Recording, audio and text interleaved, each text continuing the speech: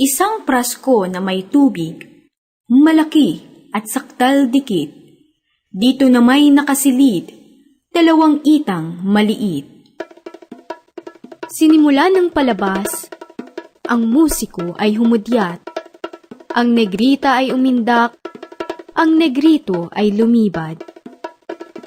Tuwa't ganda ng palabas, lalo pa man ding tumingkad.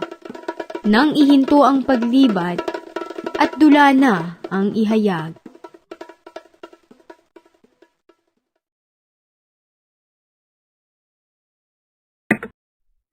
Nagharap ang mga ita, mayabang ang kilos nila, at sa madlang nakamata, parang nagmamalaki pa. Kunitain mo, Don Juan, ang lahat ng kahirapan ni Doña Maria mong hirang nang dahil sa'yo lamang. Kung limot mo na ang talagat, sa gunita ay wala na. Yaring hawak kong suplina ang magpapaalala. Ang negrito'y binigwasan ng matindi sa katawan. Tatapwat ang nasaktay, ang prinsipeng si Don Juan.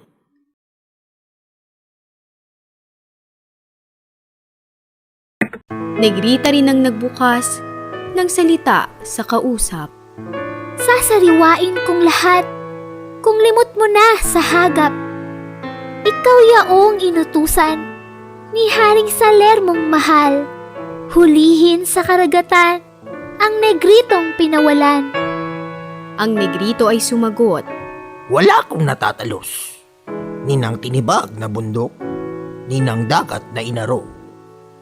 Sa gayoy muling pinalo, itong negritong palalo. Si Don Juan nakaupo, sa sakit ay napatayo.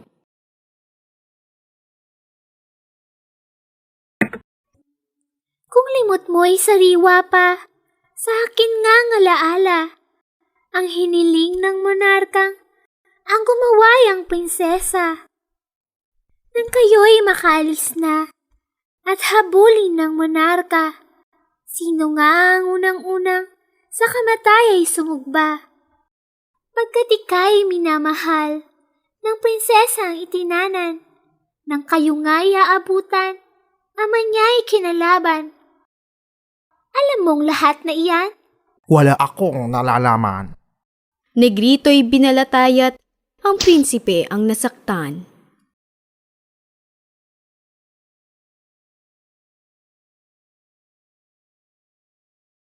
Ang simula ng negrita. Naputol kong pagbabadya. Ngayon turugtungan ko na. Don Juan, makinig sana. Ang totoo'y makinig ka ng iyong maalaala. Sa galit ng kanyang amay, isinumpa ang prinsesa. Ang prinsipe ay pakasal. Sa ibang prinsesa naman, anak niya ay gumapang sa malaking kahirapan. Ito bagay di nabatid, wala na sa iyong isip? Ang negrito ay nagsulit. Wala nga sa akin lirip.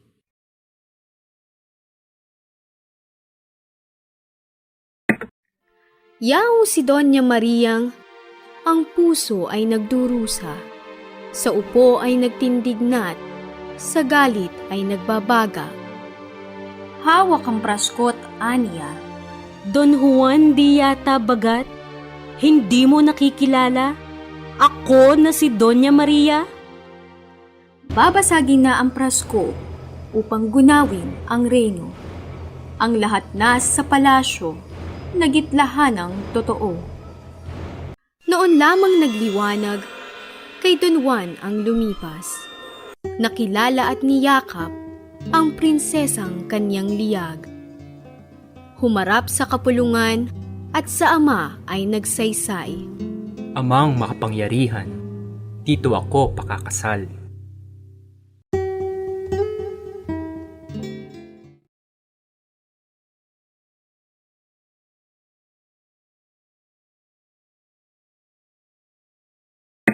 Sa nangyari ang palasyo'y tinalaw ng bagong gulo. Si Leonorang nakatungo, nagtaas ng kanyang ulo. Haring makapangyarihan, sa amin ay tumatanglaw. Tingin ngayon ang hinakdal ng abakong kapalaran.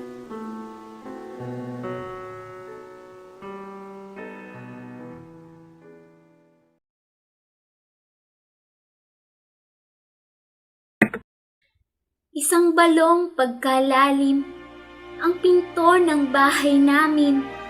Pahugos na papasukit sa itaas manggagaling.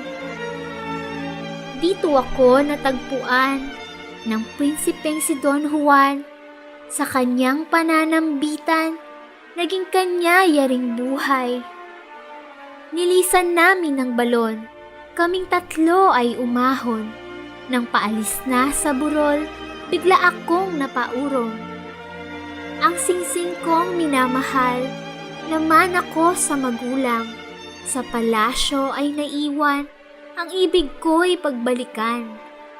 Nang mapunayaring hapis ng prinsipeng aking ibig, ayaw ko man ay nagpilit na siya na ang magbalik.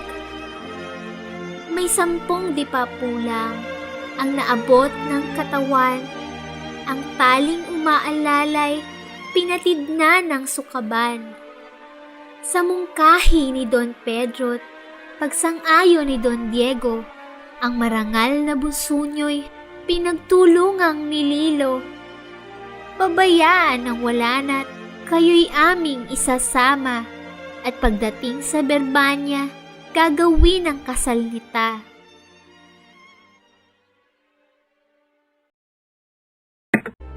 Hari sa kanyang narinig ay napuot at nahapis. Puot sa mga balawis, hapis sa nagpakasakit. At noon di inilagda ang hatol na magagawa. Sa pangalan ng Bathala, ang nauna ang may pala. Nagtindig si Doña Maria na sa hari nakamata. Parang tinatanong niya kung ang hatol ay tumpak na. Sa palabas na natapos, kagaya ng inyong talos, napakinggat napanood, buhay naming magsing-irog. Sa sarili ay nawaring, hatol niya'y tila mali. Sakali mang mababawi, di magawat siya'y hari.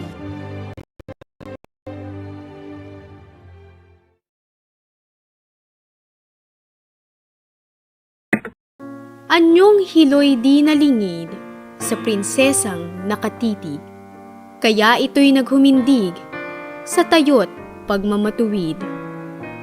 Haring mahal ipatawad, sabihin kong itong batas. Kung minsan po'y nabubulag sa paghatol ng ditumpak. Ako nga po'y naging taksil at sa amay nagsuwail. Dahil lamang sa paggiliw kay Don Juan papatayin.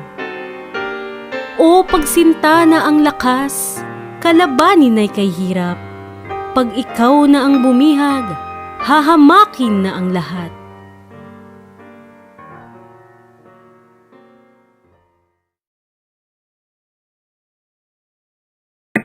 Hari sadyang natigilan sa narinig na salaysay. Arsobispo ang hiningan ng tumpak na kahatulan. Utos ito ng simbahan at batas ng kalangitan. Ang unay may karapatan sa pag-ibig ni Don Juan. Nagdamdam si Doña Maria sa kawalan ng pag-asa. Sa sarili nagbabagang, ganito ang parirala. O ngayon ko napagtanto, batas ng tao ay liko. Sa mali ay anong amot, sa tumpak ay lumalayo.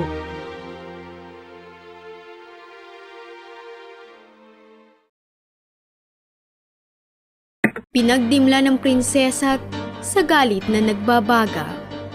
Nawala ang awa niya, ang higanti ginawa na. Ang tubig sa kaniyang prasko'y ibinuhos sa palasyo. Bumaha sa buong reyno't nasindak ang mga tao. Maglubag na aking giliw sa galit mong kinikimkim. Kahit ano ang marating, ako'y iyo't ika'y akin. Kung tunay mang si Leonoray, nahandugan ng pagsinta, ngunit di ko mababatang. Kay Don Pedro'y malayunan. Maging siya ang makasal, kay Leonoray karangalan. Si Leonoray isang banal, marapat sa pagmamahal. Arsobispo't amang mahal, sa ngalan ng katarungan, kami ngayon ay ikasal, ni Doña Mariang Hirang.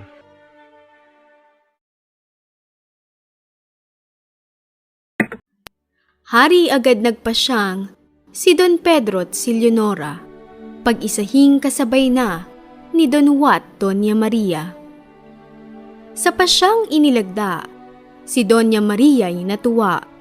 Si Leonora na may walang, naging tutol ni bahagya.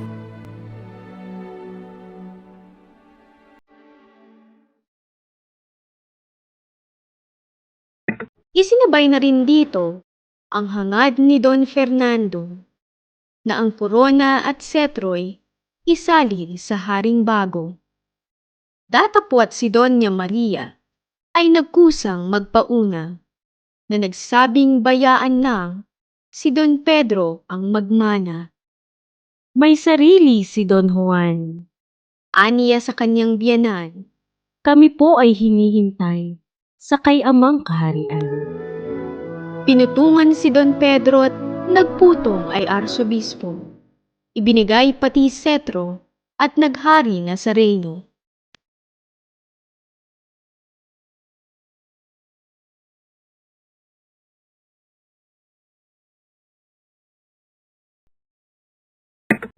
Matapos ang kasayahan, si Doña Maria at Don Juan nagbalik sa kahariang pugad nila ng suyuan. Dinatnan ang kahari ay nasa ibang mga kamay. Ang kapatid at magulang ay wala na't nagsipanaw. Ang lahat na'y kumilala sa nagbalik na prinsesa.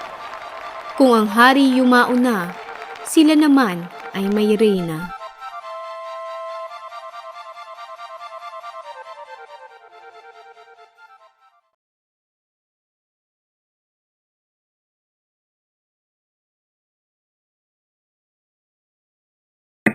Pinutungan ng korona't si Don Juan ay hari na, at sa ulo ng prinsesa'y marikit na diadema.